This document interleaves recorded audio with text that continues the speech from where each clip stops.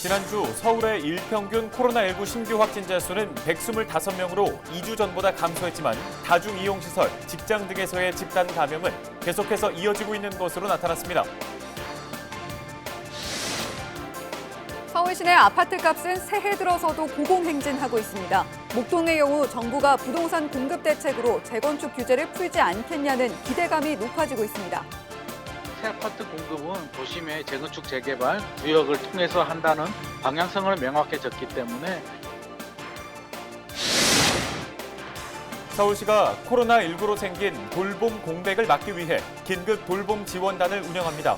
어르신과 장애인 본인이 격리시설에 들어가거나 돌봐주던 가족이 확진된 경우 24시간 돌봄 인력을 지원하기로 했습니다.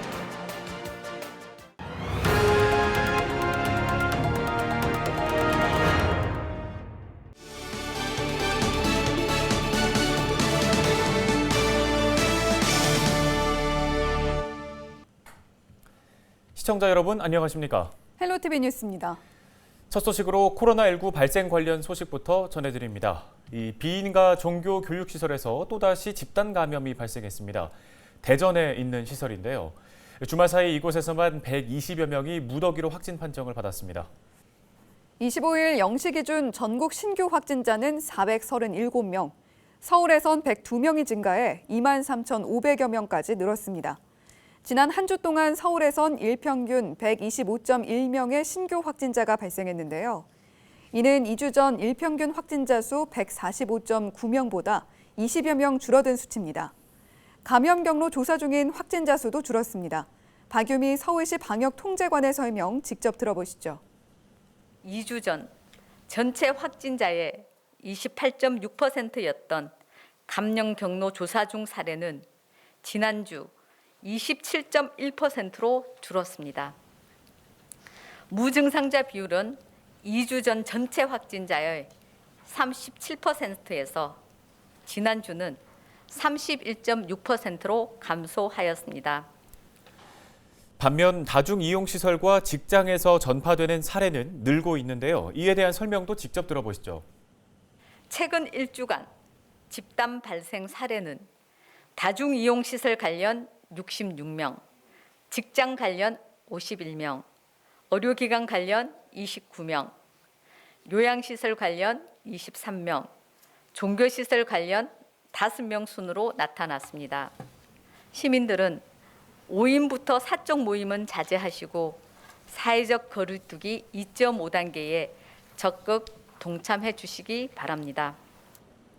서울시는 또 작년 4월부터 인천공항 해외 입국자 특별수송 전담 택시 운영 결과도 발표했는데요. 운영 기간 300일 동안 10만여 명이 공항 특별수송 전담 택시를 이용했다고 밝혔습니다. 이는 하루 평균 357명이 이용한 것으로 특별수송 택시 내 전파 사례는 없었습니다. 다음 소식입니다. 새해 부동산 시장이 출렁이고 있습니다. 정부의 부동산 공급 확대 정책 기조와 서울시장 선거 등을 앞두고 재건축 규제 완화에 대한 기대감이 높아지고 있는데요. 네, 목동 등 양천 지역의 집값은 꾸준히 오르고 있습니다. 심다혜 기자가 지역 곳곳의 부동산 시장을 살펴봤습니다. 재건축을 추진 중인 목동 아파트 3단지입니다. 지난 20일 전용 면적 145제곱미터가 25억 원에 거래됐습니다. 지난해부터 점차 상승하던 아파트 가격은 올해 초 잠시 주춤하더니 다시 최고가 수준으로 올랐습니다. 서울시장 보궐선거를 앞두고 여야 주자들이 쏟아내는 부동산 공약들이 아파트 값에 영향을 미쳤습니다. 선거가 또 이렇게 있으니까 예전에 좀 이게 재건축을 조금 완화시켜주지 않으려나 하시는 분들이 있으세요? 비목동 지역에서도 집값 상승이 이어지고 있습니다. 양천구 신월 7동의 신월 시형 아파트. 전용 면적 43.2제곱미터가 이달 초 최고가를 기록했습니다. 이 아파트 역시 재건축 규제 완화에 대한 기대를 안고 있습니다. 여기에 정부가 다음 달로 예고한 시장의 예상을 뛰어넘는 특단의 공급 대책이 공공 재개발을 추진 중인 신월 7동 전체에 호재로 작용할 것이라는 예측이 나옵니다. 획기적인 발표, 그 단어에 대해서는 우리 동 주민들이 기대하는 거는 고도 제한 완화, 뭐 이런 정부에서만 해결해 줄 수 있는 제한 항목이기 때문에 이 밖에도 양천구 엄지마을에서는 도시재생과 함께 마을 일부를 철거해 주택 공급을 늘리는 사업을 추진합니다. 아파트 등 공동주택 유형을 선호하는 주민 요구를 반영한 겁니다.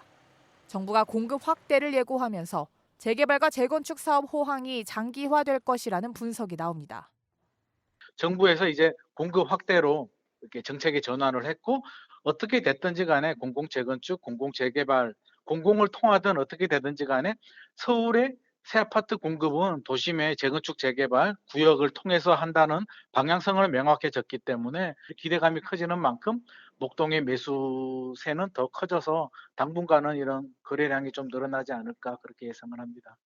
지난주 서울의 아파트 값은 0.09% 올라 매주 상승을 이어가고 있습니다. 정부는 다음 달 설 연휴 전 주택 공급 대책을 내놓을 예정입니다. 헬로티비 뉴스 심다혜입니다.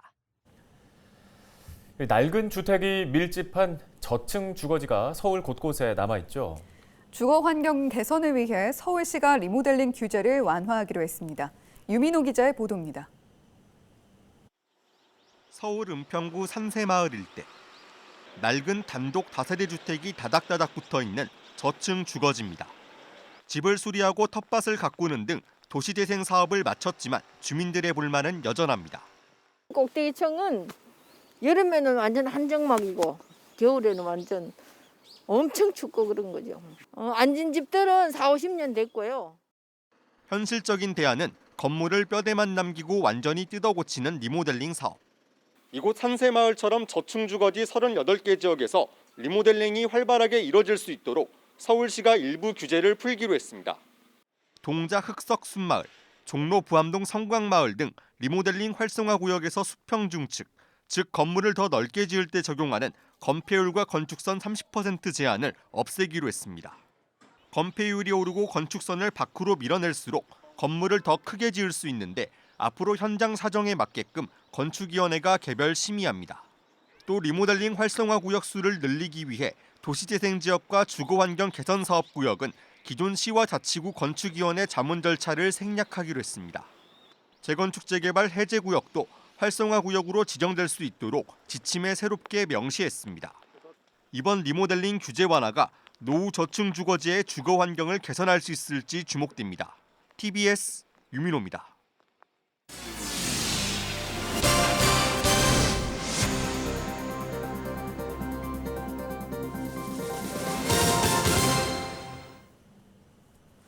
다음 소식입니다. 중학생들이 경전철에서 70대 여성을 폭행하는 사건이 있었는데요. 관련 영상이 온라인상에서 급속도로 퍼지면서 사회적 공분을 불러일으킨 바 있습니다. 해당 영상 보신 적 있으신가요? 네, 저도 이 영상 봤는데 보는 내내 너무 충격적이라서 할 말을 없게 만들더라고요. 이 의정부 중학생 노인 폭행 사건, 문제 학생들 경찰에 나와서 폭행 사실을 인정했습니다. 피해자에게는 미안하다는 말까지 했다고 하는데요. 하지만 촉법 소년이라서 형사 처벌은 피할 수 있게 됐다고 하죠. 네, 그렇습니다. 학교에서 내리는 징계 역시 최고 출석 정지 수준에 그칠 것으로 보입니다. 이지훈 기자가 취재했습니다.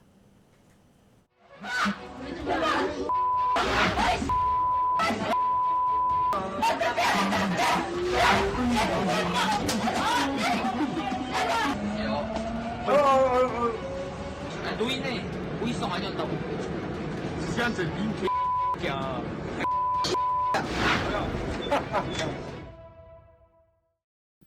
경찰은 영상이 공개된 지난 22일 영상 속 학생 2명과 피해자를 불러 조사했습니다. 학생들은 폭행 혐의를 인정했고 피해자도 이들에 대한 처벌을 원한다고 진술했습니다. 하지만 학생들이 만 14세 미만 미성년자인 촉법 소년이라 형사 처벌은 불가능합니다. 자기들 혐의는 다 인정을 했어요. 만 13세라. 그래가지고 얘네들은 저희가 법원에 소년도 송치를 하거든요. 보호 처분이 떨어질 거예요. 이 학생들은 과거에도 절도 등의 혐의로 경찰에 붙잡힌 적이 있었는데 이번에도 면죄부를 받게 됐습니다. 한편 학생들이 다니는 학교는 당혹스러운 표정입니다. SNS상에 학교 이름까지 공개돼 더욱 난감해진 상황입니다. 학생을 위해서 최선의 노력을 하고 있을 뿐이지 아이들이 어디에서 어떤 일이 벌어지는지는 저희들이 예단을 할 수가 없죠. 특히 학교 생활에서 큰 문제가 없던 학생으로 알고 있었던 터라 충격이 더 큽니다. 글쎄 학교 생활은 잘 했던 걸로 담임선생님한테 얘기를 들었는데 학교 측은 이 사건과 관련해 조만간 교내 선도위원회를 열 계획입니다. 중학교 선도위원회는 최고 출석 정지 처분까지 내릴 수 있는데 퇴학이 없는 건 중학교까지가 의무 교육이기 때문입니다. 이런 가운데 문제 학생들을 강력히 처벌해달라는 청와대 국민청원까지 등장한 상황. 일각에선 촉법소년법이 폐지돼야 한다는 목소리까지 나오고 있습니다. 헬로티비 뉴스 이지훈입니다. 다음 소식입니다. 서울시는 코로나19로 인한 돌봄 공백이 생기지 않게 긴급 돌봄 지원단을 운영한다고 밝혔습니다. 서비스 대상은 코로나19로 돌봐주던 가족이나 요양보호사가 확진되거나 본인이 격리시설에 들어가야 하는 경우 등입니다. 기존 노인 장기 요양 또는 장애인 활동 지원 수급자는 돌봄 보호자가 격리되면 재가 방문 서비스를 이용할 수 있고 당사자가 격리시설에 들어가면 긴급 돌봄 인력이 함께 입소합니다. 이 경우 식사와 거동 등을 24시간 돌볼 수 있게 이용자 1명당 3명의 인력이 지원됩니다. 또 확진자가 발생해 동일 집단 격리된 시설은 필요하면 긴급 돌봄 인력을 지원받을 수 있고 중증 장애인이 코로나19에 확진돼 전담병원에 들어간 경우에도 돌봄 인력을 지원받을 수 있습니다. 양천구가 산모와 임신부에게 무농약 농산물과 친환경 가공식품 등을 지원합니다. 양천구는 올해 1월 1일 이후 출산한 산모와 임신부를 대상으로 12개월 동안 41만 원 상당의 친환경 농산물 꾸러미를 제공한다고 밝혔습니다. 이 꾸러미에는 유기농 수산물과 축산물, 무농약 농산물 등이 들어있으며 신청자가 가격대와 품목 등을 고려해 상품을 고를 수 있습니다. 지정된 온라인몰에서 주문할 수 있고 월 최대 4회, 회당 최소 3만 원에서 최대 10만 원까지 구매할 수 있습니다.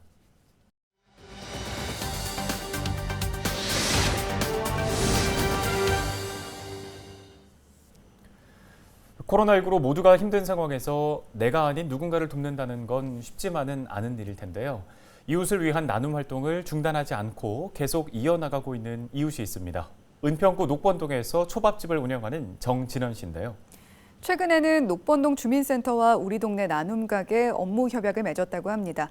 자세한 얘기 우리 동네 히어로에서 직접 들어보겠습니다. 네, 정진현 사장님 안녕하세요. 네, 안녕하세요. 네, 녹번동 주민센터와 우리 동네 나눔 가게 업무 협약을 맺게 된 계기가 혹시 있을까요? 네, 현지에서 따뜻한 마음을 가진 주민들이 모여 살고 있는 은평구에서 이웃과 함께하는 나눔 가게를 여러 곳에서 하고 있습니다.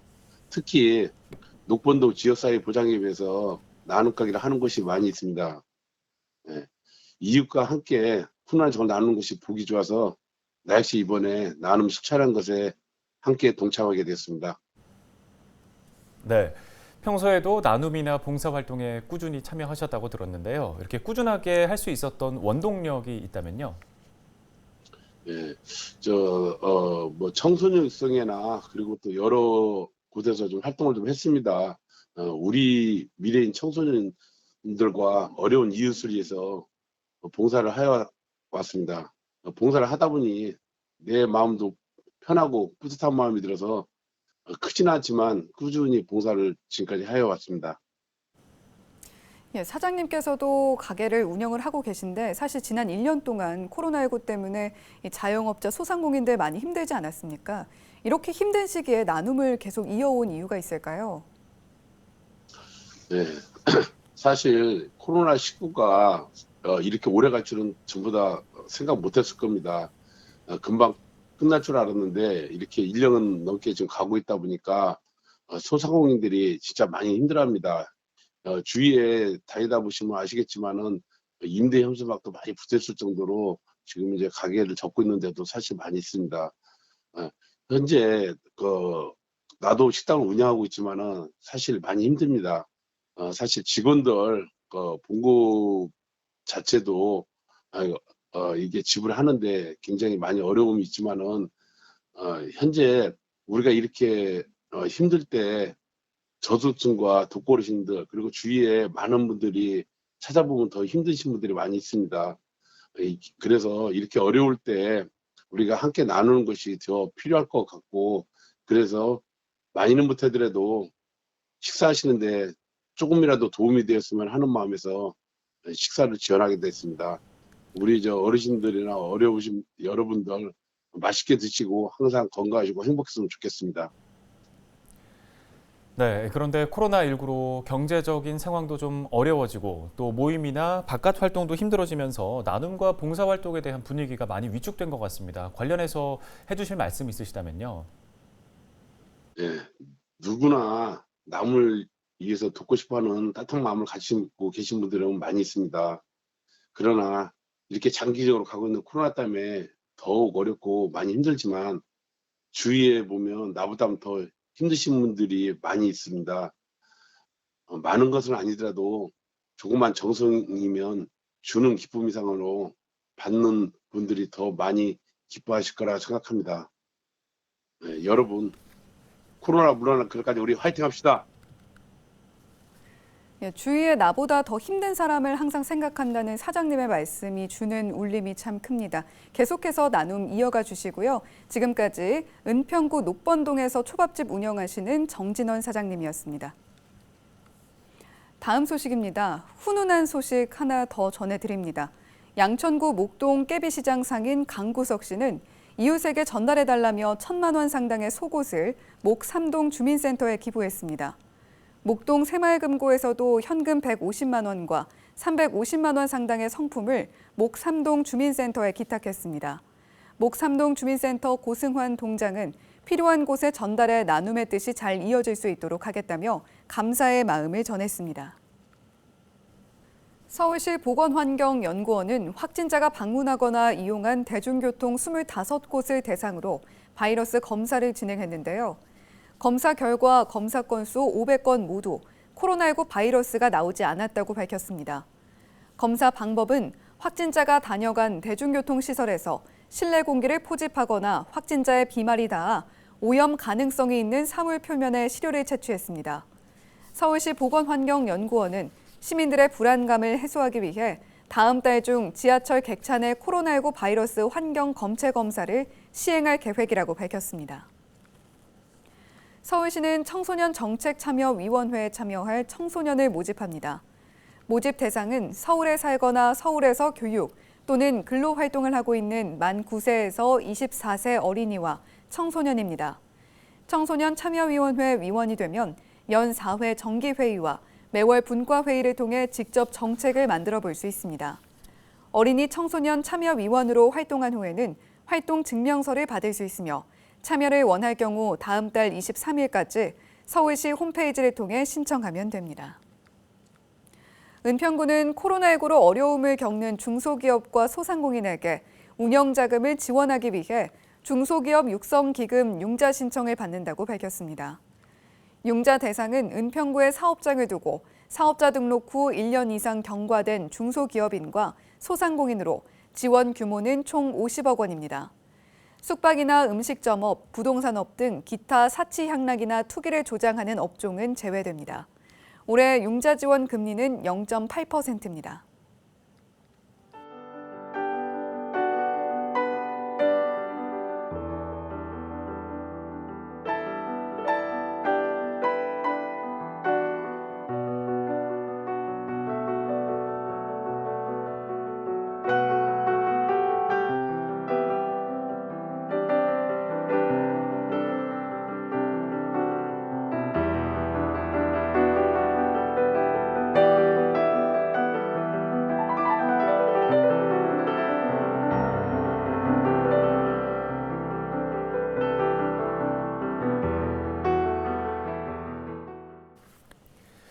요즘 재택근무하는 분들도 많지만 대부분 회사는 그대로 출퇴근을 하고 있습니다.